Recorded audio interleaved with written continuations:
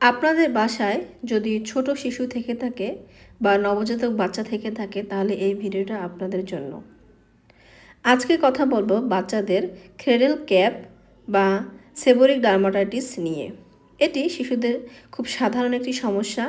এটি মূলত মাথার ত্বকে হয়ে থাকে, তবে এছাড়াও শরীরের অন্যান্য জায়গায় লাইক ভুরুতেও হতে পারে।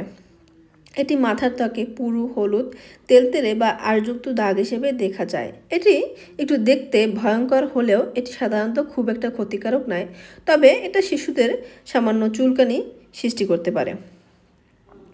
এই ক্রেডল ক্যাপ কেন হয় এটার বেশ কয়েকটি কারণ রয়েছে, তবে অত ডিটেলসে না যেয়ে আপনাদেরকে আমি খুব সাধারণভাবে এটি যাতে না হয় তার জন্য কি করবেন সেটা বলবো। ক্রেডল ক্যাপ সাধারণত সময়ের সাথে সাথে নিজে থেকেই সেরে যায়, তবে দ্রুত সেরে তোলার জন্য কিছু পদক্ষেপ আপনারা নিতে পারবেন। বাচ্চাদের সাধারণ পরিচর্যাগুলো অব্যাহত রাখবেন, যেমন শিশুদের মাথা প্রতিদিন একটি মৃদু শিশুদের শ্যাম্পু দিয়ে ধুয়ে দিতে পারেন। একটি নরম ব্রাশ বা চিরুনি দিয়ে আঁশগুলো আলতোভাবে পরিষ্কার করে দিতে পারেন। সমস্যা যদি একটু গুরুতর হয় তবে আপনারা কিটোকোনাজল সমৃদ্ধ শ্যাম্পু ব্যবহার করতে পারবেন, তবে অবশ্যই একজন ডাক্তারের কাছে পরামর্শ নেওয়া আপনাদের উচিত।